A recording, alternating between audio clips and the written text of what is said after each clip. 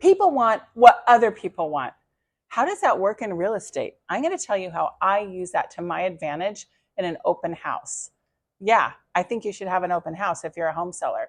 And I just had this happen to me last weekend, and I want to share what happened. We had this beautiful home in La Habra, and my home sellers did an amazing job of updating it and upgrading it. We had 2-hour open houses on Saturday and Sunday from 1 to 3 p.m. only.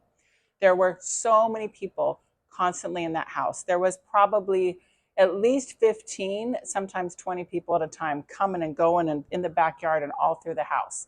So I'm guessing we had like 75 to 100 people. It was crazy packed. And guess what? People were walking through saying, "Oh, I think this home is going to sell 50 grand over asking." We were already priced really high, but when they saw what was going on and all the people there, they instantly thought it's going to sell way over asking. They didn't even know like the values and that we were already priced high. So when you're a seller and you're questioning whether or not you should do an open house, the answer from me would be yes. And this is why.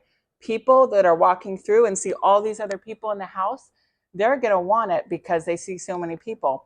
Just like when you're driving down the street and you see a line of people outside of a restaurant or some other kind of a food place, you think, wow, that place must be really good if all those people are willing to wait in line. So, same thing for your home. When you go to sell your house, we want to create a sense of urgency and the perception that it's very desirable. And hopefully, your home is very desirable.